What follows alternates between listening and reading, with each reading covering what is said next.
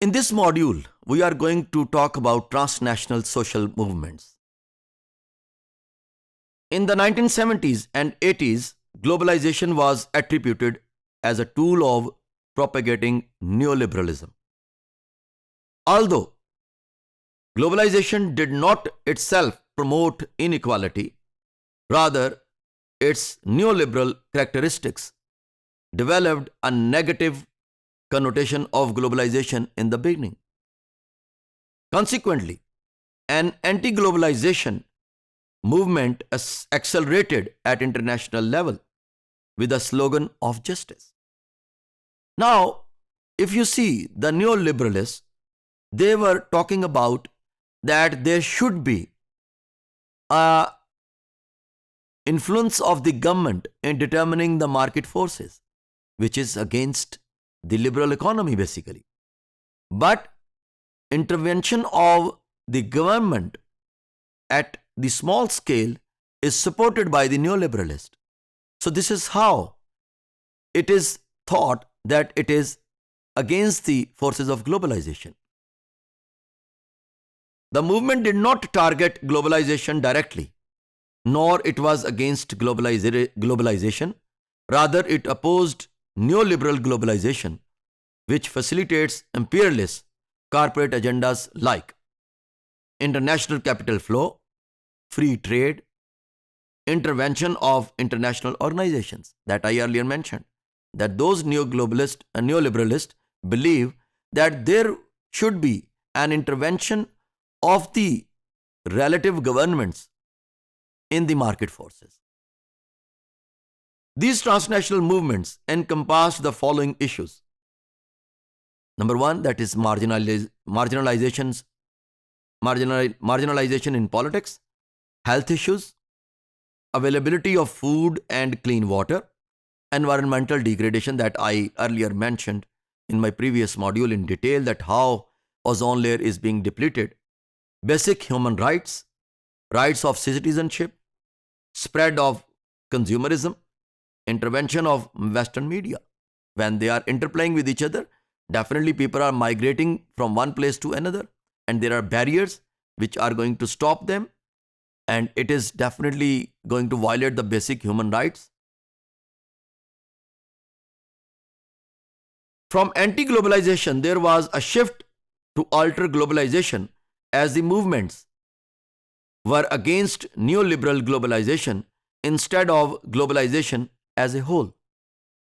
Political liberalization and technological advancements in the 1970s served as driving forces for swift flow of international capital and increased international investments.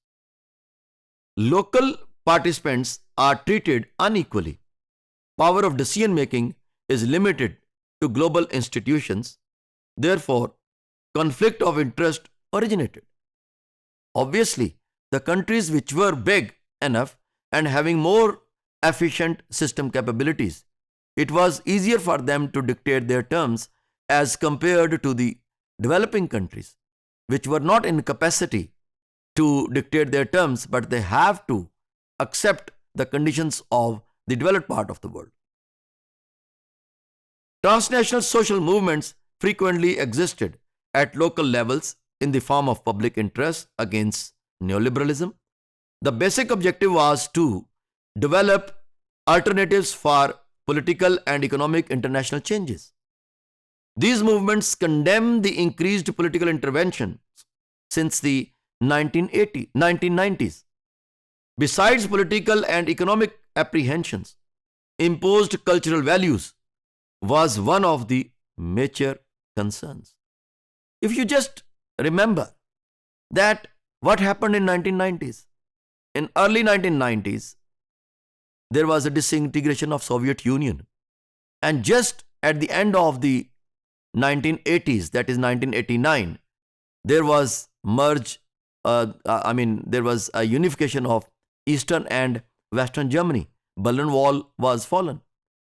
So that was the environment when capitalist forces were increasing their influence in global politics, and they were dictating their terms and trying to monopolize the international market in their perspective. These movements mainly targeted the following international organizations, which are known as World Trade Organization, the World Bank, and the International Monetary Fund. I have already explained about the difference between World Bank and the IMF.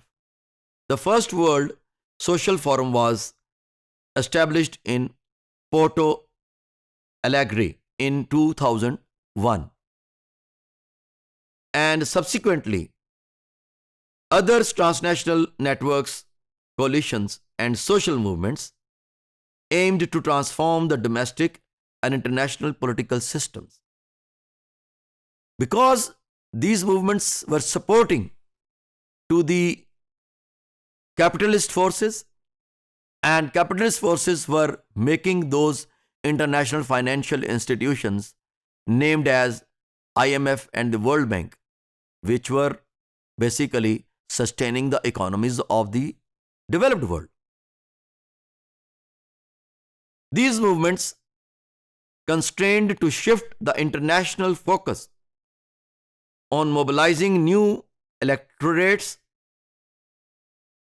alter identifications of welfares and identities, and demanded change in state practices, because those forces, capitalist forces, were coming out with more multinational corporations, which were definitely having their strong influence in the different parts of the world.